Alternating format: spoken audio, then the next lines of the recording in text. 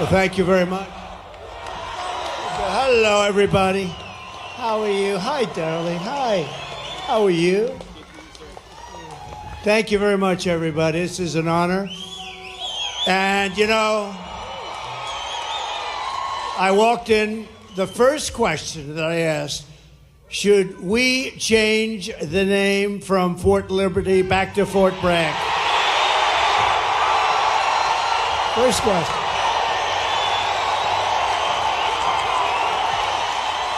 Right? So here's what we do. We get elected. I'm doing it. And we're leading in all the polls. We should get elected. But remember this, they cheat like hell. We got too big to rig.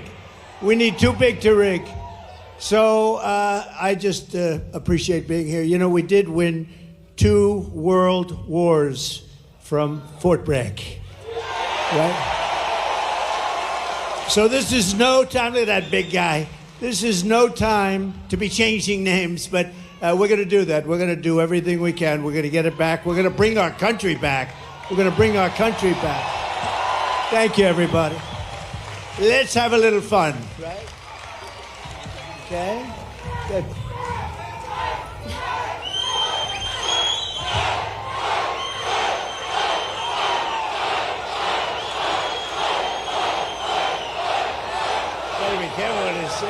Go ahead. Mr. President, I don't think you're going to have a problem with North Carolina. I think they love you here. I love that. And you know, Kamala should be here. She shouldn't be anywhere else. And they're missing $1 billion that they gave to migrants coming into our country. Some of them are murderers. Some of them are drug dealers. Some of them, many of them, 13,099 murderers came into our country during their 3.5. And we're missing $1 billion they gave them to the migrants that came in, and now we don't have the money. We'll do it, but they don't have the money to take care of. That's why they're giving you lousy treatment in North Carolina in particular, and we don't like that, so we're going to let it be known, and they have to get a lot better because people are not happy. Well, you're absolutely right, Mr. President, and before we start with that town hall, I actually wanted to mention that one of your friends here is Silk. Silk, are you here? Where are you at? Oh. Where? Oh. I'll tell you, she is my friend, too. And she is my friend.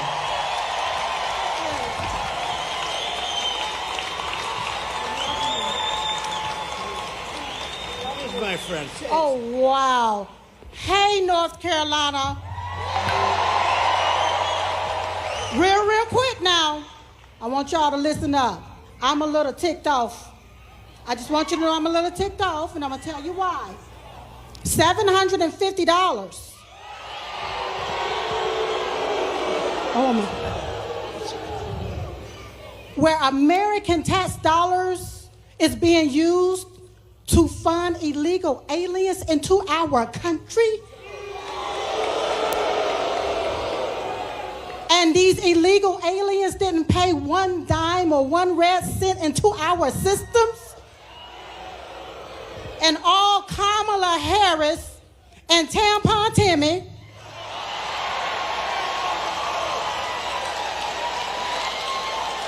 want to give us $750? Listen, you all. We only have one choice. One choice. And that's President Donald J. Trump. What? We cannot afford another 4 years of this, so you're going to have to vote like your life depends on it. Like when you're taking your breath and it's your last breath and you need that vote in order to breathe, that's what you're going to have to do. So you're going to have to, I'm almost finished, Mr. President. So what you're going to have to do, you're going to have to overvote the cheat. You're going to have to outrun the runway. And we're going to have to make it too big to rig.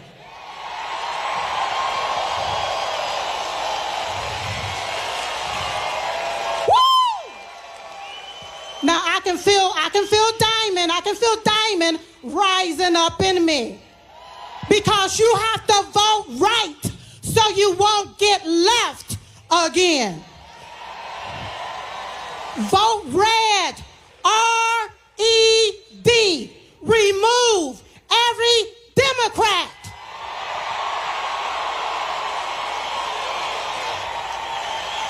They gotta go. They gotta go. Now, while the media continue to play the race card, we're gonna continue to play the Trump card so we can win, win, and win. Thank you, everybody. Thank you. So, you know, it was 9 years ago, and my beautiful wife, our First Lady, we love our First Lady. Did you see her interview on Sean Hannity and with Ainsley in the morning? She did great. But 9 years ago, she came to me. She said, you know, there are two women, and they are really incredible. I said, who the hell are they? He said, you got to see this. You're not going to believe it. They had a thing, and we fell in love like almost immediately. Yes. And her sister was just unbelievable, too. Yes. And she passed away like a couple of years ago now. It's a long time ago, it seems. It goes fast, right? But what a great combination. We love you both. They were loyal to me from day one. When they heard stuff, they said, that's a lot of crap. Day one. They were with me from day one. Day one. And that Trump sign gets bigger and bigger. I said, that's so nice, I want to buy one for myself. But don't you worry, Mr. President, I'm going to give you one. I don't worry. That's but right, you know baby. what? Yes. You know what? We appreciate your loyalty, your friendship. Thank you. And I saw Silk backstage. I said, I'm bringing you upstage. I'm going to bring you upstage. And we miss your great sister. Yes. And we love you. And thank you very much. I love you so thank much you. more.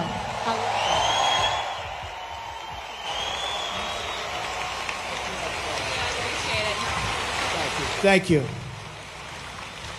Great. All right, Mr. President, are you ready? Yeah, I'm going to be very careful with these seats. Yeah, it's a little bit. These seats weren't designed for me, exactly.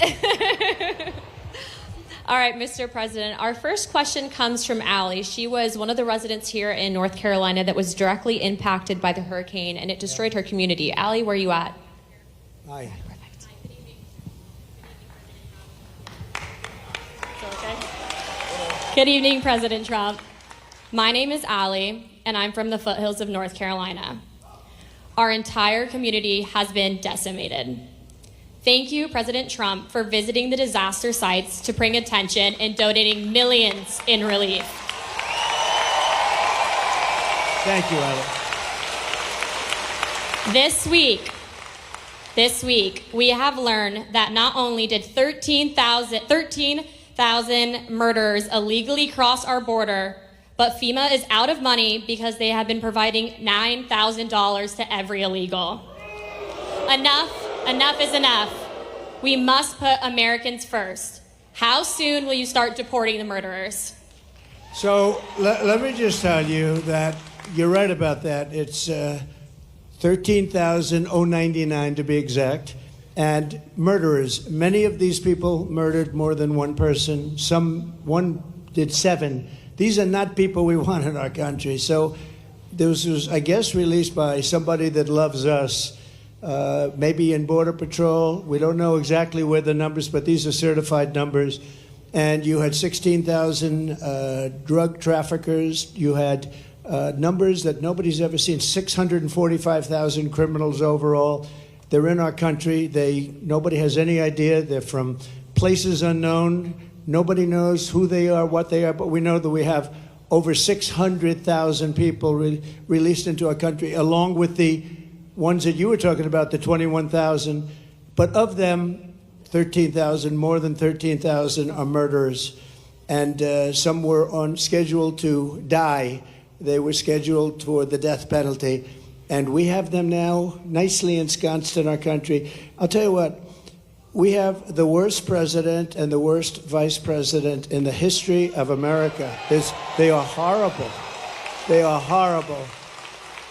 That could happen, and just the concept of open borders doesn't make sense. You know, we built 500 miles of wall more, and we were going to add another 200, much more than I said I was going to do. And that's why we had the best numbers ever. Oh, the chart. So you know the chart. My favorite chart, Ali. My favorite piece of paper, my favorite chart. But we had a chart. Do you have something up here that could show? Oh, I love that.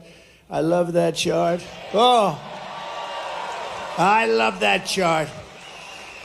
If I didn't look to the right, I wouldn't be going to Butler tomorrow. You know, we're going to Butler tomorrow. If I didn't look over. So, no, but that, if you look at the chart, at the arrow on the bottom, that shows the lowest number in the history of our country. That was the day I left office. And these clowns took over. And what they've done to our country, between that and so many other things, what they've done to our country. But, you know, I view inflation was the worst we've ever had, I think. They say, oh, it was only in 48 years. Somebody, one of the fake news back there, they corrected me one time. They said, no, 48 years. Oh, okay. But it wasn't. I believe it was the worst that we've ever had. And that's been one of the big problems. But to me, and I know that you talk about the bad economy, you talk about all of the costs, and the costs are so bad. To me, the worst is the border. Because it's like what they're doing is they're destroying our country.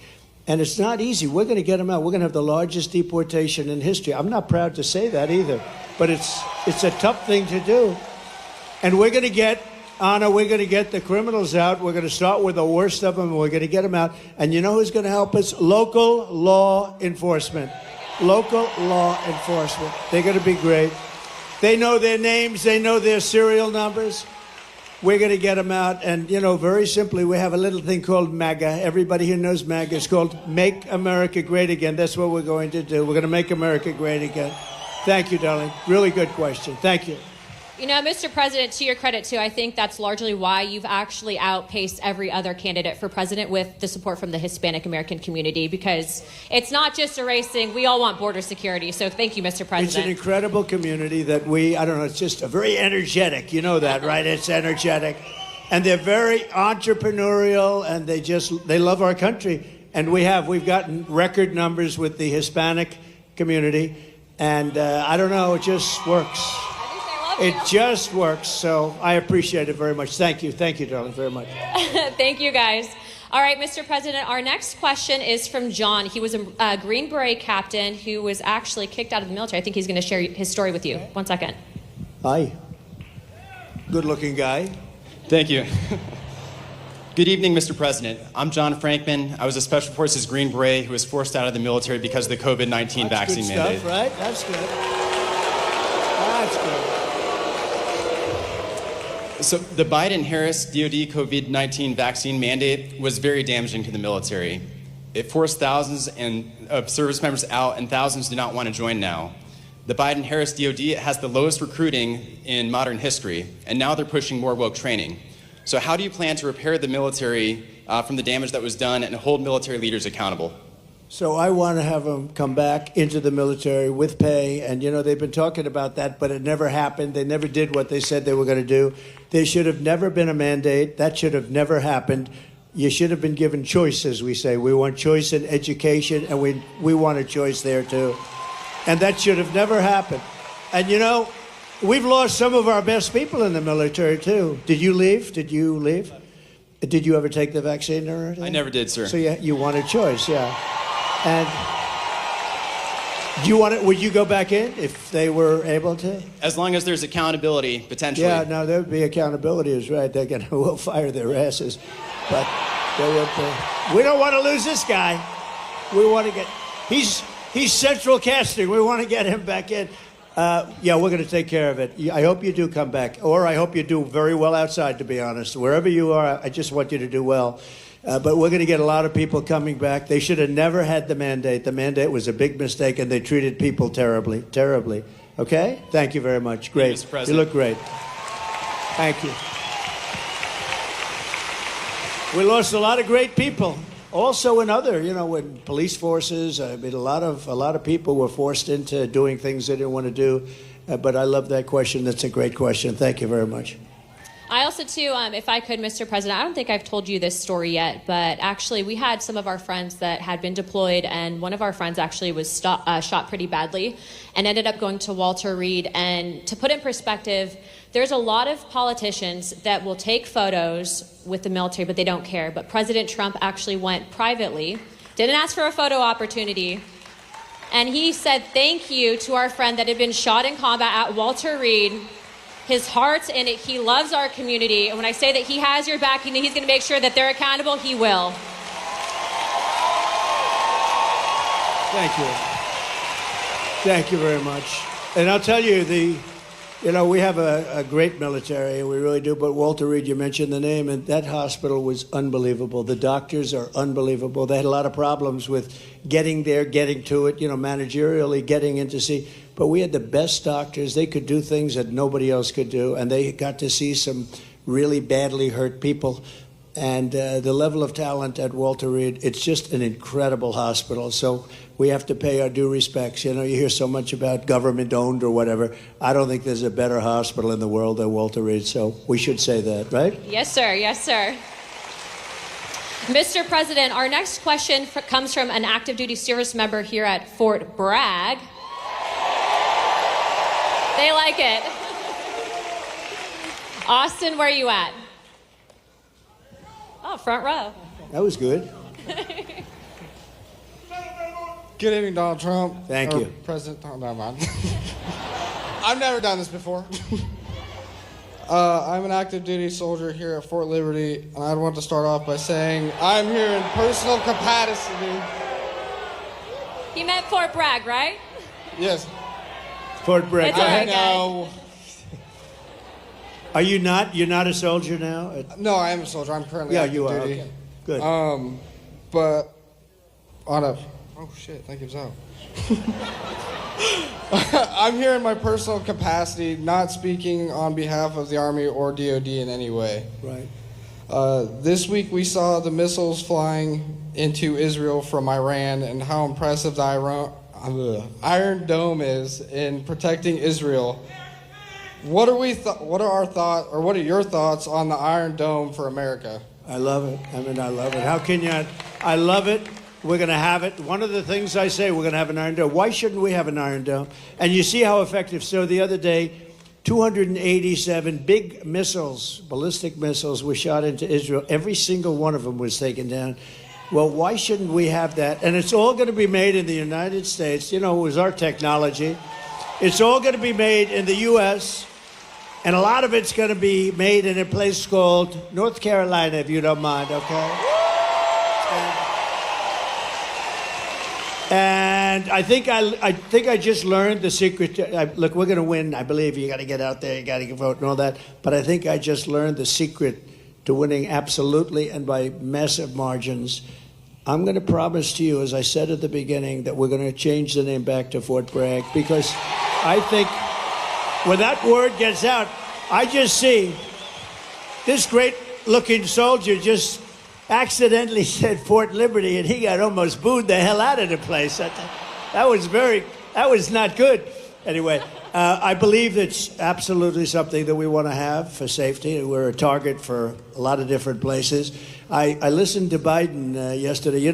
Since I went under the wing, I used to go under the wing of the aircraft. Nobody ever did that before. I did. All of a sudden, Biden started, but he only takes like a half a question. Usually can't answer it. But they asked him, "What do you think about Iran? Would you hit Iran?" And he goes, "As long as they don't hit the nuclear stuff."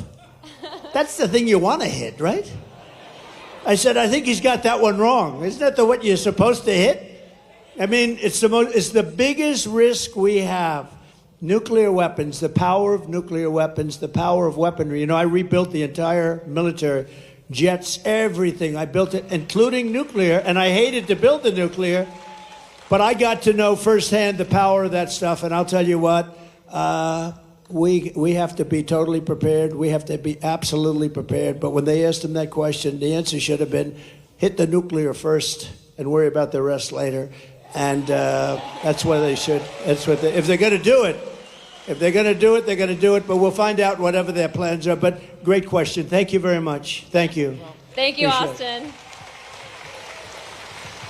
Mr. President, I don't think you get enough credit for what you did with the Abraham Accords. I mean, that really was historical. I agree. I agree. But realistically, because of the failed foreign policy out of this current administration, we are on the verge of World War III. When you get back in office, what are you going to do to change it? So a lot of things are happening very fast, and, you know, we could end up in World War III before we get there.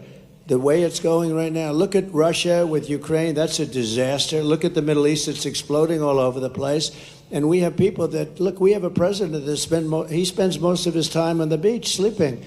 I never saw a guy could sleep in front of a camera. Does anybody think of it? I don't sleep that much. I toss and turn, I think. I'm always thinking. Do you ever do that? You're sweating and you're thinking and you're trying to figure out how to beat this one, that. Look, how to make our country great. But I toss and I turn. This guy just falls asleep on the beach like there's nothing to it. I wish I had that ability. That's one ability he has that I do not have. And I wouldn't mind having it. I could use a little extra sleep. But we are going to do things with our country. We just have to be respected again. You know, Viktor Orban, he's, you know, the fake news, a lot of fake news back there, by the way. But the fake news, you know, they call him a strong man. He's the head of Hungary. And we have, and he's, you know, very strong guy, very tough guy. But, I mean, more than anything else, a very smart guy. And they said, why is the world blowing up? You have the Middle East is blowing up. You have Russia, Ukraine. That could lead to catastrophe. You talk about nuclear weapons. That could be a total catastrophe. Why is it? He said, if you put Trump back in the White House, it's all going to end. You're going to have peace. You know, we had 4 years. We didn't have any wars. We didn't have any terrorism. We didn't have anything. And I won't tell you exactly what he said. Maybe I will. He said because they were afraid of Trump. I don't want to be the one saying that, but they were probably afraid of me because they think I was crazy. And that's a good thing to think, right, soldier? That's a good, they said, this guy is crazy. But no, he said that you put Trump back in the White House, you're not going to have all of that stuff is going to heal. October 7th would have never happened. The attack on Israel would have never happened. Remember, Iran was broke. They weren't giving money to Hezbollah. They weren't giving money to anybody, any of these, they call them delegates of terror, a lot of different names, but it's always of terror. And there was no money for Hamas. And now you look, you know, because you were such a big part of it, we had no attacks, we had no terrorism, we had no nothing. For 4 years we had, and I wanted to talk about it during the 4 years, but that's never smart, right, Robert? That's never smart to do. So I didn't, but I talk about it a lot now. We had no attacks. We had none of this stuff going on. We defeated ISIS, by the way. We took ISIS. We defeated them in 4 weeks. It was supposed to take 5 years. I rebuilt the military, and we had a military, and we have great generals, not the television guys, by the way, the real generals. I'm talking about like Raisin Cane, General Raisin Cane. You know who that is? But we defeated ISIS quickly. It was supposed to take 5 years. We did it in 4 weeks. We have a great military, and we have a military that's not woke. You may have a few people on the top that are woke, and we're going to get rid of them so damn fast your head's going to split.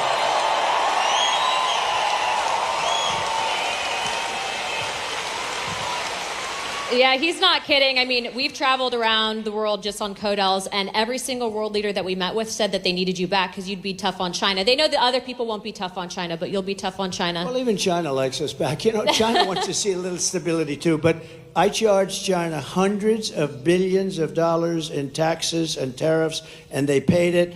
And frankly, we had a good relationship with President Xi, but they paid hundreds of billions of dollars. No other president got them to pay 10 cents. Not literally, not 10 cents. Got hundreds of billions of dollars. And you know what? More importantly, they respected your country. They don't respect us anymore. They respected your country, and they'll respect us again. Amen, sir. Peace through strength. Our next question is from Sarah. Sarah is a VA advocate. Sarah, where are you at?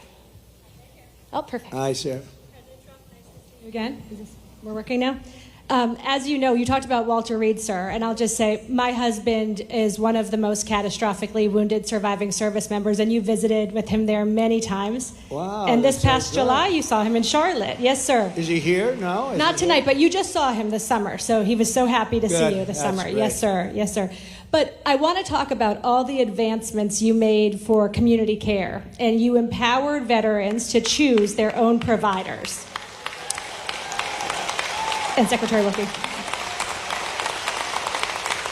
And I was so proud to stand with you many times in the White House as you signed historic legislation and executive orders to take care of our military and veteran families. We've watched that community care access where a veteran can choose his or her own provider. We've watched that be actively limited and actively rolled back. President Trump, how are you going to bring that back as a day one priority and give veterans the choice for the best medical care back again? It's such a great question, and thank you. And what a good wife that is, and I'll bet your husband's great. You love your husband, right? You know, the people like you, what is your first name? Sarah.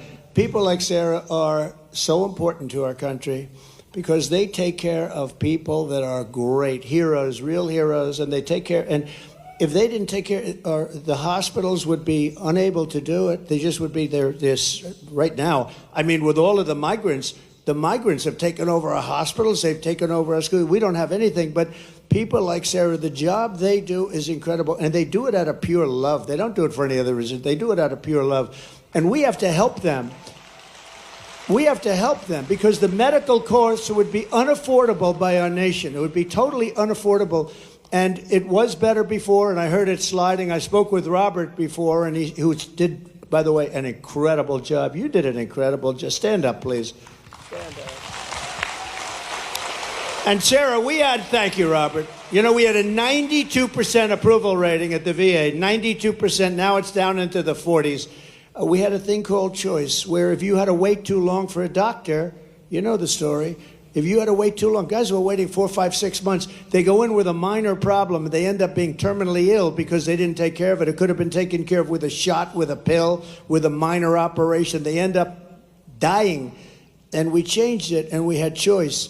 We also had accountability, remember? Accountability. So on choice, they tried to get it for 52 years, accountability for 58 years. Accountability, you couldn't fire anybody in the VA.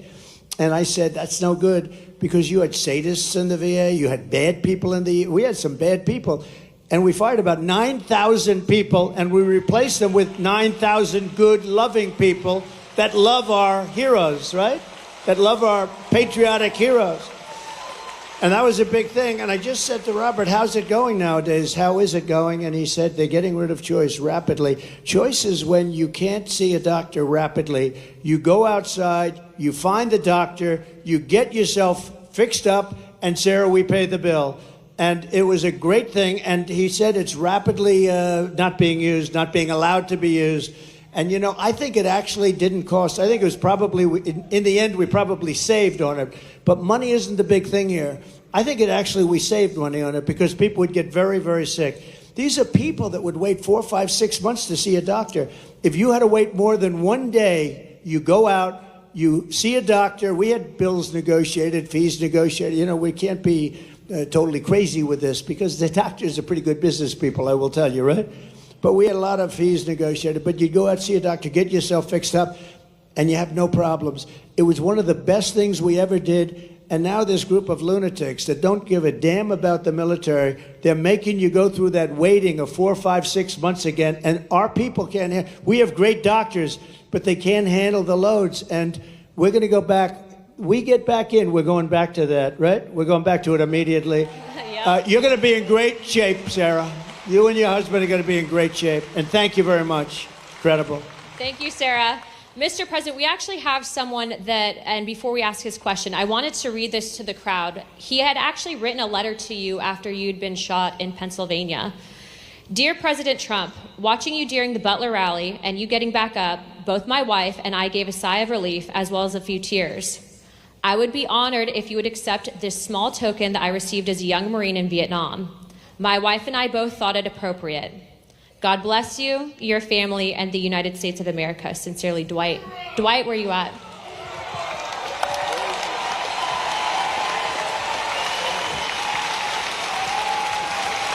Thank you.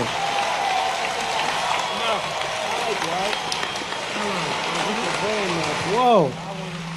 Looks like a check. It's a check. It's cash.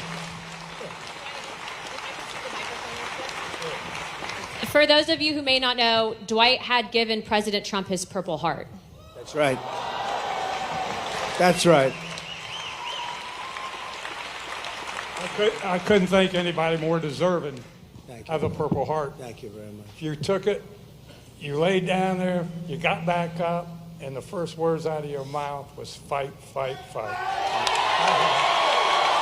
You didn't even have anything to shoot back at. You got guts. Yeah, hold that up to it. Right there. He doesn't do this, but he's better than anybody as far as I'm... No, I'm hardly better than you on this thing. You're great at this. And I wanted to thank you. I know that most of you all watched the president on that day and were very fearful that something terrible happened when he went down on the ground. But it was such a relief. Our hearts were so filled with joy because we saw what happened. And it was a minor wound, but it was close to being a terrible. You know, I said, how does it, why was there so much blood to the doctor? There's bleeding like crazy. This is a little fact. Some of you might have heard this, but you get hit in the ear, and it bleeds more than any other part of the body. So I didn't mind being hit that way. I don't want to be hit that way. This way. This way. If I didn't make the turn, I would have been hit the other way. That's no good. That would not have been too good.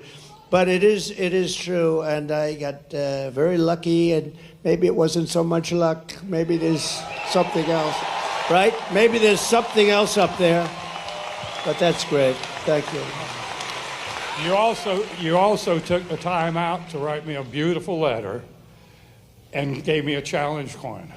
I never expected that from the President of the United States. Well, thank you very much. This was a great honor, and I remember it very well when you gave it. Yes, I will. Really nice. Thank you. I served as a Marine in Vietnam, proudly served as a Marine in Vietnam. And thank you very much. There were quite a few that did. And when I came back from the service and stuff like that, we didn't get quite the greatest greeting, but no, you didn't. A lot of the veterans nowadays are homeless. There's 7% were homeless before Biden and Harris took over. Now there's 14%. I would like to know what you're going to do to prevent this from getting any larger, and also kicking these illegal aliens out of the freaking hotels and providing them with money before we do it to our homeless vets. So interesting. So one of the things that most angers me about this is the 21 million people plus. You know, they say it's 10, it's 12, whether it is or not, it's much more than that. It's 21 million, and it's probably with the gotaways and everything a lot more than that. But one of the things that most angers me is that you have veterans on the streets in front of a hotel, and you have illegal immigrants. Some of them are serious killers and drug dealers and all the people that we talked about before, and terrorists. And those people being walked into a hotel, and they're staying in a hotel, and they walk by veterans who are sleeping on the street. And it could be cold, it could be hot, and it bothers me. If we stop, if we close our walls, we're going to be able to handle it. They are spending so much money on taking care of the illegal migrants, now we call them. We used to call them illegal aliens. I call them whatever the hell I want to call them. So do you. But they're not supposed to be here. And we're going to close the wall. First day, we're going to do a couple of things. First day, we're going to drill, baby, drill. We're going to close the wall. We're going to close it up. And we're going to have to take people out. We cannot have killers. Do we agree? Does anybody want to leave the murderers, the drug dealers in our country? Do you know one of the little facts that's very sad, but make sense that all these things I predicted 3-4 years ago. I was saying this is going to happen. Now it's happening. The migrant crime, it's a massive crime. But all of this that's happened, everybody, it's common sense that it was going to happen. And we're going to have to get them out because we have no choice. It's not sustainable by any country. We have done things that are so stupid. Like, as an example, I consider it to be less important, but it's very important still because it's a way of life. Men playing in women's sports, okay? Who wants that? And who wants open borders? Because open borders are so, you say, how does a thing like that happen? All of these policies we're going to be changing. And we have now somebody running as a radical left person. You know, more left by far than Pocahontas. More, you know who that is? More left by far than crazy Bernie Sanders. She's more left, and we can't have it. So we're going to take care of your people and your friends. You got a lot of friends out there that don't have a place. And we're going to do it, and we're going to do it faster. We're going to put money to it. First of all, we're standing on the greatest power. It's called liquid gold. We have more than any other country. We don't use it. We get oil and gas now from Venezuela. Do you believe it? We're going to take our own, and we're going to make a lot of money. So we're going to make a lot of money. We're going to take care of our veterans properly. We're not going to have that happen anymore, okay? Thank you, Dwight. Thank you. Beautiful guy. Beautiful guy. I think I'm going to stand. This chair is the most uncomfortable chair I've ever. First of all, it spins. And the one thing I don't want is to fall on my ass, because that will be the only story. They'll say, sir, you did great. Too bad you fell. That would be the only story. So I'm not sitting in that sucker. I think it's a booby trap. That was put there by Kamala.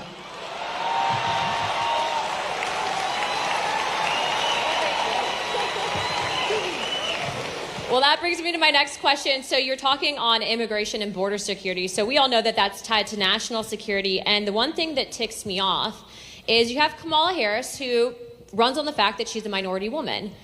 But yet she's done nothing about the 300,000 migrant children that have gone missing. Just real quick, how many parents are in this room? How many women are in this room that support Trump? As mothers, grandmothers, sisters, wives, would you ever tolerate children being trafficked? If you were in Kamala's position, wouldn't you have stopped that? President Trump, you've done more for not just the Hispanic American community, but I think women in this country, not just, I'm just going to toot his horn for a second. He's put women in positions of power, but the media won't cover that. They won't, because it doesn't fit their narrative. They want women to hate them, but guess what? We don't hate them, we love them, don't we? But I don't do it. I don't do it really for a pure, really great reason. I just do it because I want results. And I just find women to be smarter than men. Does that make sense? Men, you don't mind I do that every once in a while. It's not bad. Thank you. Thank you. Well, Mr. President, to follow up on that question, as a grandfather and a father, what are you going to do to stop the trafficking of women and children in this country, and specifically with the migrant children as well? So we had it down to the lowest number. You saw that on the graph. That included drugs. It included trafficking in women, mostly women and children. But you mentioned a number. It's, to be exact, 325,000. Now think of that. You could fill up the biggest stadiums many times with this. 325,000 children are missing during the Biden reign. Now let's say her, because they made her, and you know it's funny, when you say Harris, right? Nobody knows who the hell I'm talking about. You say the Harris team, who nobody knows. So you have to say Kamala. So Kamala. But Kamala and Biden, 325,000 just during this almost 4-year reign. That's missing, but many of them are dead. Many of them are in sex slavery. Many of them are slavery, period, and they're gone, and never to be seen probably by their parents again, never to be seen. Their parents are all over the world looking. They're looking for them. And what we've done here is so horrible. 325. Can you imagine if that were me, where they were missing, this would be the biggest story. The fake news media never talks about it. You know what they're not talking about? And you know, Anna, you know what they're not talking about? They're not talking about something else that's very important. They are doing, this is Katrina, they are doing the worst job on a hurricane that any administration has ever done, and these people don't want to talk about it. They don't want to talk about it. People are saying it's the worst job, and you people know it. A lot of you people know it because you're here, but they've done the worst job. Kamala has done the worst job, and it's really like her because she was put in charge. Now she said, I wasn't the border czar. They shouldn't call. Well, she was always the border czar. She never went to the border until a little while ago. And then she made a speech like, I'm going to start getting very tough. Why didn't she do it 4 years ago? You know, you could always say, why didn't... And all she had to do is leave our policies. We had Brandon Judd. We had Tom Homan. You know Tom Homan? I see him a lot. He's great, like Central Casting. He was great. All these people are great. We have great people there right now. But we have some tremendous people. And, you know, it's interesting with Border Patrol and ICE. It's really easier for them not to do their job, but they love the country. They really want to do the job. They're so disgusted when they have to let people, and you look at some people, you know they're criminals, and they have to let them go walking right by into our country. No, we're going to straighten it out. It's going to be straightened out right. But 300, remember this number, 325,000 children are missing. That means many dead are missing during this administration. And that's almost unthinkable, and I can just imagine if that were us, it would be the worst story. They never talk about it. And the other story they don't talk about, and I'm doing this because we're on all that television, look at all that television. The other story they don't talk about is what a rotten job they're doing in North Carolina and other places with respect to the hurricane. They are doing a terrible job.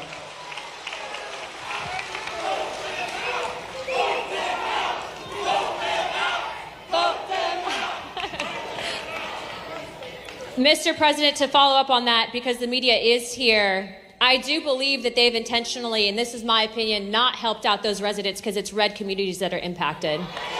Let's call a spade a spade. Do your job and do better. Anna, one thing. So Elon Musk, we all love Elon, you know, Elon. We have to take care of our brilliant people. We don't have too many of them, right? There aren't too many brilliant people.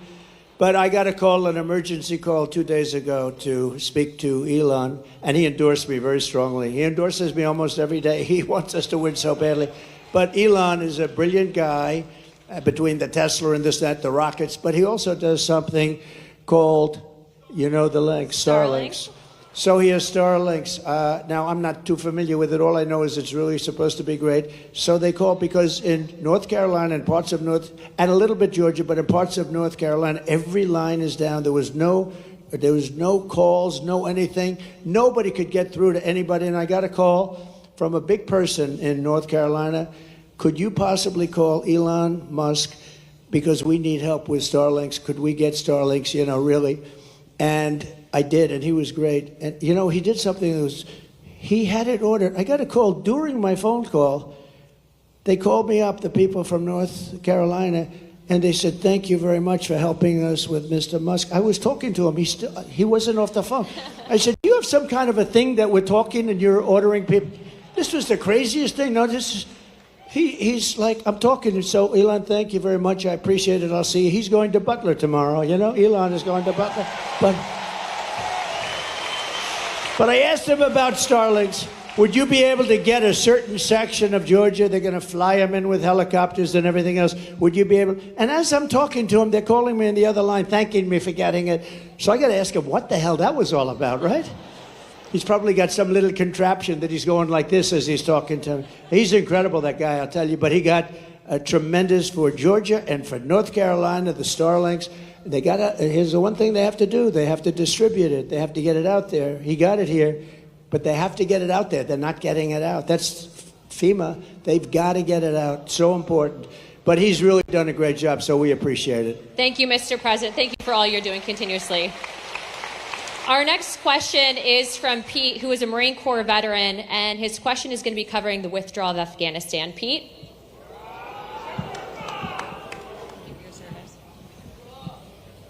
Mr. President, I am Pete from North Carolina, and also a Latino for Trump. Thank you. I knew I liked him. And I proudly served in the United States Marine Corps, first as enlisted, That's great. then as an officer.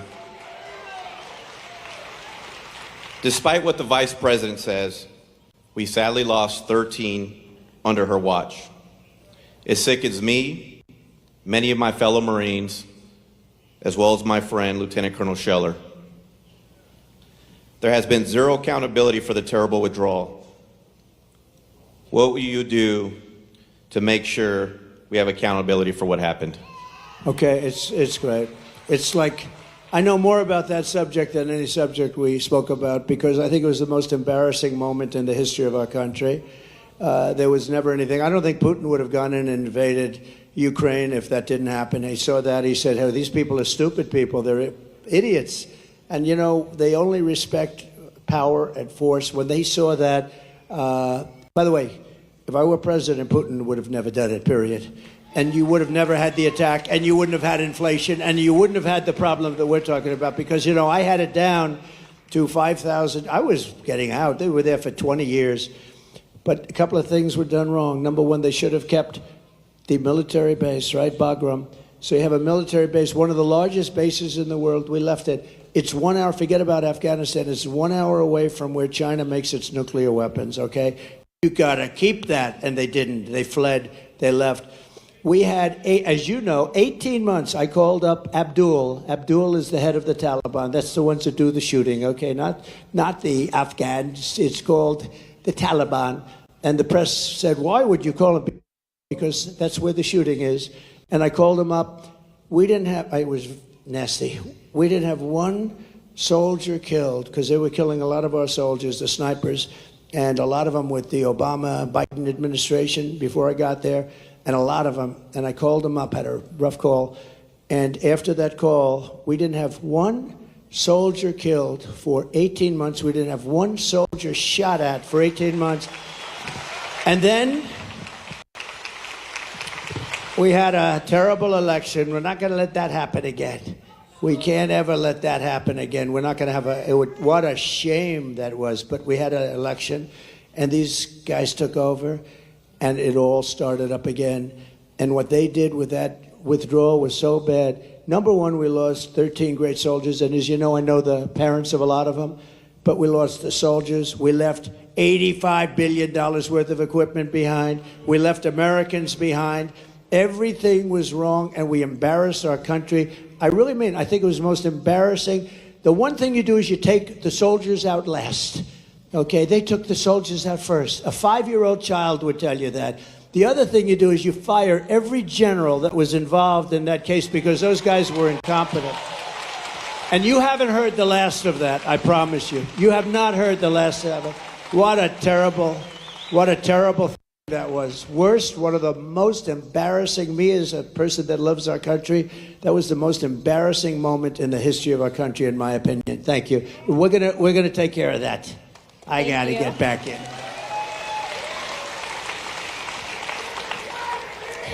Mr. President is such a good title for him, isn't it? You do know she's a congresswoman, right? And a highly respected one. She's actually a killer with her husband and the most beautiful baby you've ever seen backstage. But she's a congresswoman from Florida, and I have to say she's a highly respected person. Thank you, Mr. President. Thank you. Mr. President, our next question is from Terry in regards to military pay, and Terry is from the 82nd Airborne.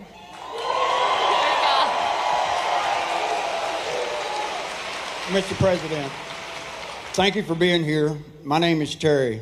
I have had the honor of serving with the mighty 82nd Airborne. I'm also a proud member of the Lumbee tribe. The largest tribe in North Carolina. We have one of the highest percentage of military service in the nation, a higher percentage of the overall population. My question, sir, is about the military pay. You provided the largest pay raise in history to our military. Unfortunately, we have seen inflation skyrocket, and more service members and veterans are on fixed incomes and are finding it hard to pay for basics like grocery. What will you commit to increase military pay and bring down prices? Yeah, very good, Terry. I appreciate it, too. And it's very unfair. So I gave the largest pay raise in the history of the military, and I thought that was wonderful. But then when these clowns came in, these incompetent fools came in, they allowed inflation, and because of the energy policies, I think, mostly, but also because of their spending, but they allowed massive inflation, so your pay stayed here, and you were happy, and then all of a sudden the cost of bacon doubled, and the cost of everything else doubled and tripled and quadrupled. Interest rates went to 10%, so you could no longer, we were at 2%, and they went to 10%, so you could no longer buy a house. So many things happened. The answer is yes, I'm going to take care of you. I'm going to take care of our law enforcement. And you know who else I'm going to take care of? Our teachers. Our teachers are very underpaid. We're going to take care of our teachers. Okay? Going to take care. And I did it. I did it. I felt strongly. But, you know, the fact is that they got wiped out. What we gave you got wiped out by their inflation that they should have never had. That's another thing. You would have never had inflation because it was caused largely by really dumb energy. The energy went through the sky. That brought everything with it. So we're going to take care.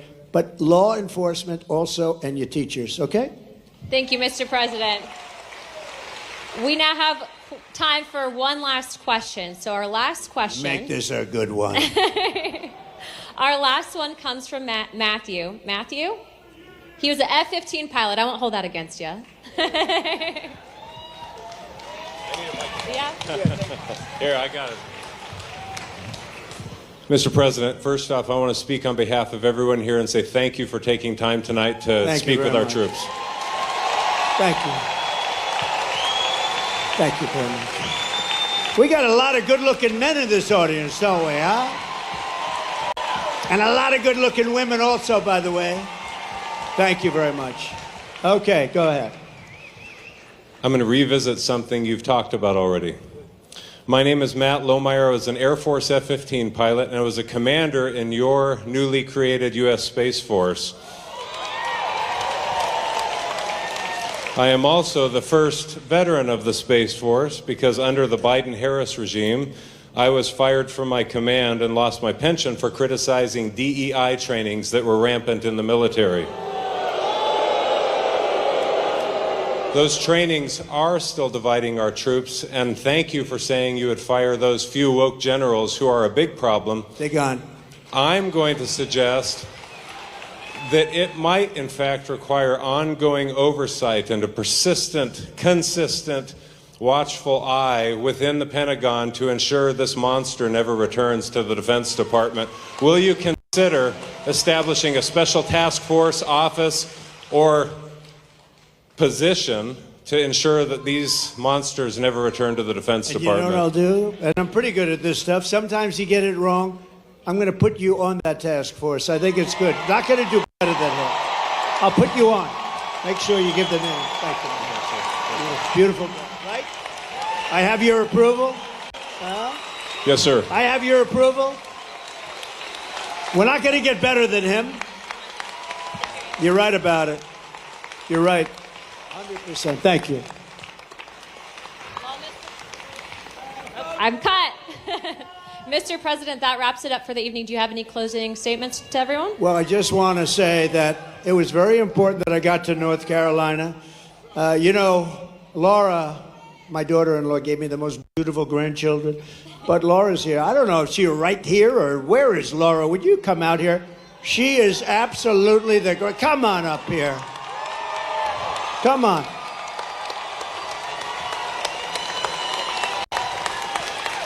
She comes from right around here, and she loves this state. And you better be careful because I'm going to blame her if anything happens in this state. That's true. I said, I'm going to but blame we're going to win North Carolina, are we not?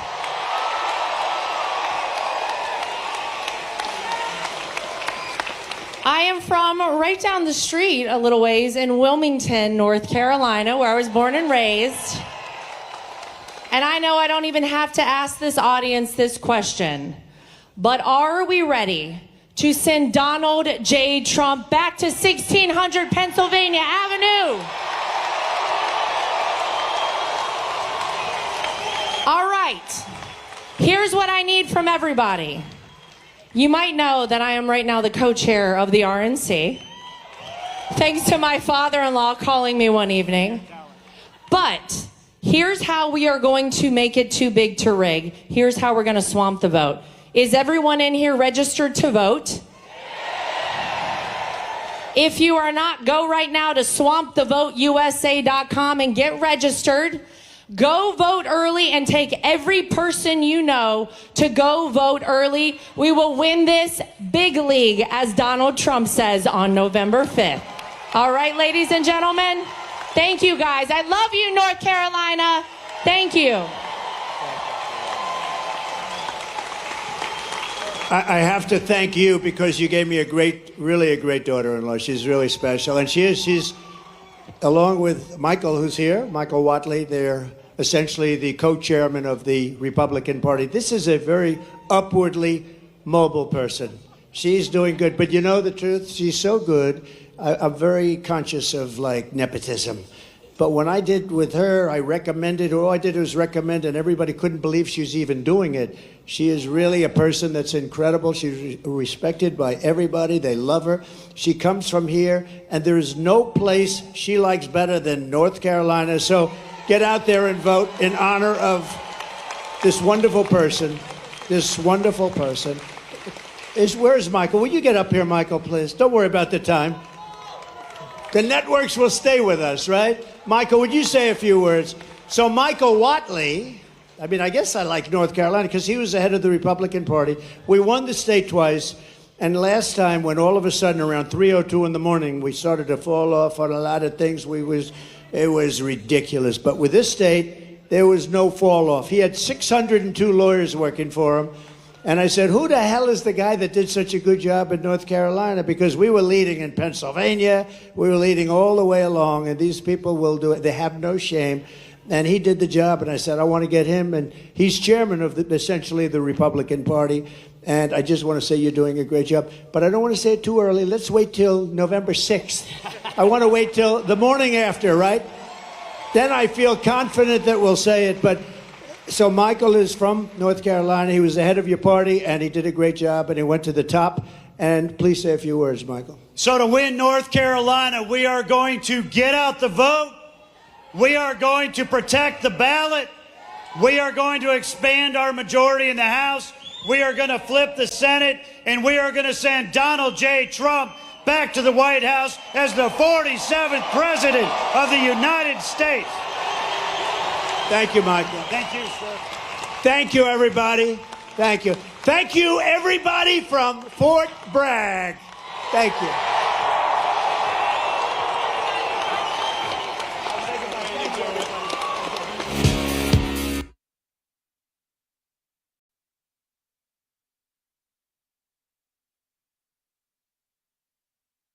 Elon Musk, he saved free speech.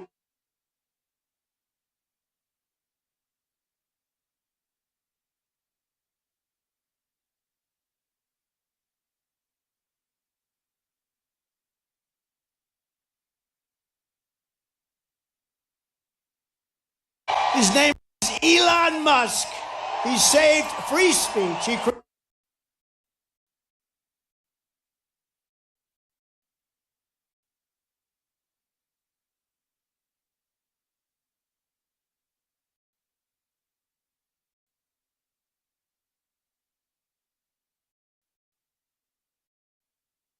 created so many different great things. Where is he? Come on up here, Elon. He created the first major American car company in generations, and his rocket company is the only reason we can now send American astronauts into space. Come here. Take over, Elon. Yes, take over.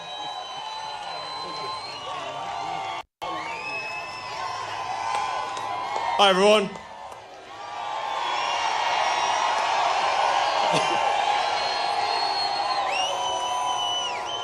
As you can see, I'm not just MAGA, I'm dark MAGA.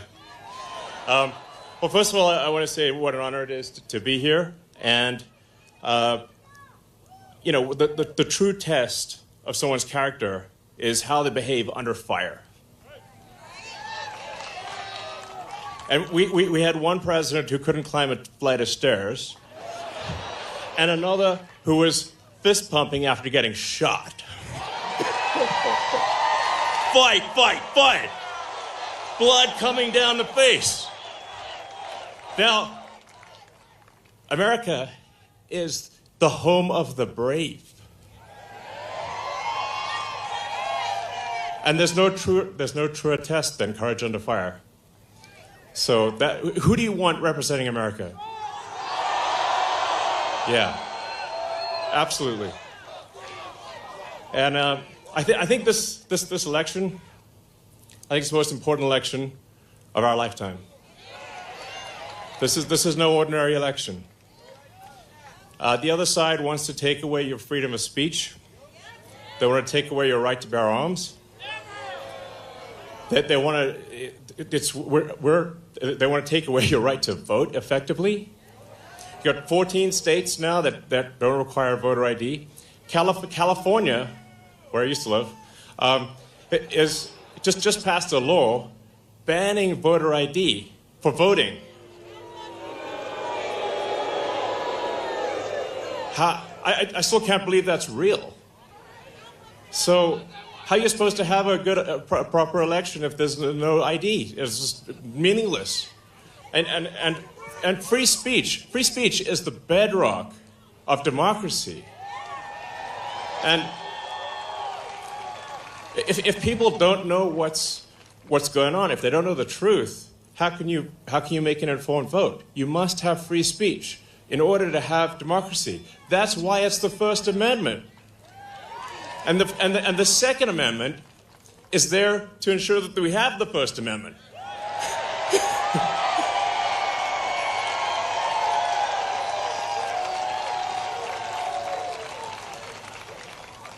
President Trump must win to preserve the Constitution. He must win to preserve democracy in America.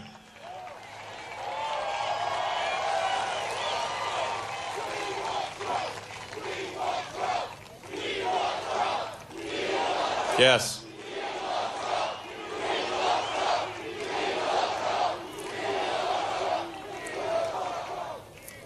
This is a must-win situation. Must win. So I have one ask for everyone in the audience, everyone who watches this video, everyone in the live stream. There's one request. It's very important. Register to vote. Okay? And get everyone you know and everyone you don't know, drag them to register to vote. There's only 2 days left to register to vote in Georgia and Arizona. 48 hours. Like, text people now. Now. Oh, and then make sure they actually do vote. If they don't, this will be the last election. That's my prediction. Nothing's more important. Nothing's more important. So get everyone you know. So I'm speaking to people out there. Everyone in the crowd, I think, is already convinced. But for people out there that are watching the video, watching the live stream, you need to get everyone you know, at work, your friends, family, text groups, your social media, everything. Get them to register to vote right now. Only 2 days left for Georgia and Arizona. Only a couple weeks left in Pennsylvania. And if they're not registered to vote, it doesn't matter at that point. Register to vote. I'm being repetitive for a reason, okay? So nothing is more important. And a lot of people think maybe their vote doesn't count. Well, it does, okay? It does. It matters. And this election could be decided by 1,000 votes, 500 votes. A tiny margin. So get everyone you know to register to vote I believe that's swapthevote.com. I believe that's the site. And double check that your registration is good. Don't take it for granted. I'm just being repetitive about this point because it is the one takeaway more than anything that will matter is getting those registrations and then getting everyone you know to actually vote. That is what will decide this election, especially in Pennsylvania.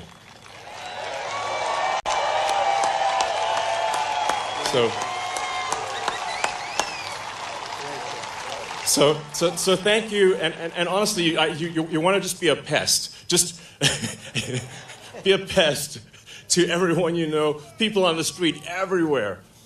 Vote, vote, vote. Fight, fight, fight. Vote, vote, vote. Thank you.